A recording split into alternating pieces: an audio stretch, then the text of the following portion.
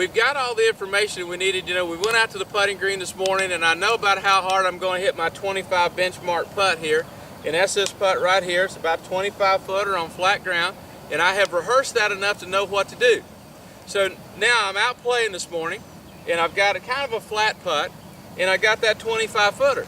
So I'm really gonna, I think I'm gonna do well here because I've already rehearsed that stroke. I'm not creating something new here.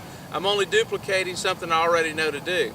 That's just like getting out in the fairway and I've got a 100-yard shot and that's my dead-on pitching wedge. So I feel real good about it. I'm not having to create something new. I'm real confident. So I got that 25 footer and I feel pretty confident about it. What I want to do is to be able to be that confident about all the lengths of these putts.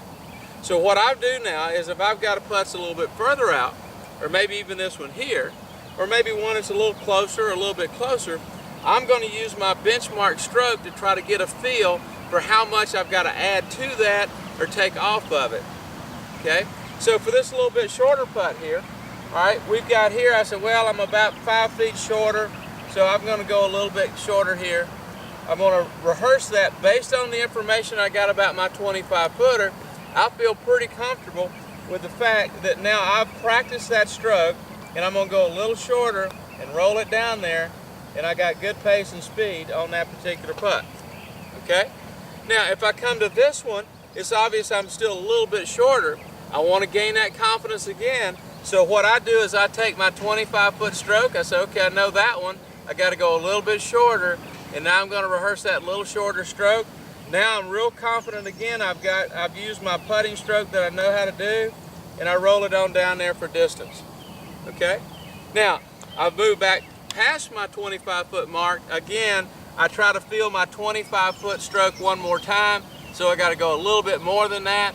So I've got that work down now. I'm going to go a little bit more than the 25-foot stroke and roll it on down there. Okay? Again, the same process here. I'm going to use my 25-foot stroke because I want to feel that every time.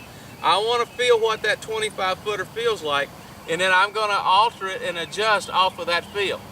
Okay? So, now I've got that information. I went out to the putting green. I'm going to use that 25-foot stroke feel, and then I'm going to try to alter off of that based on the circumstances, whether I'm uphill, downhill, wet green, dry green, but that's what we're going to do. So the most important thing here to understand is that when I'm trying to feel the distance I want to hit it, I'm going to go to that 25-foot stroke first and then adjust off of that feel. Give that a try. I think you'll start lag putting so much better.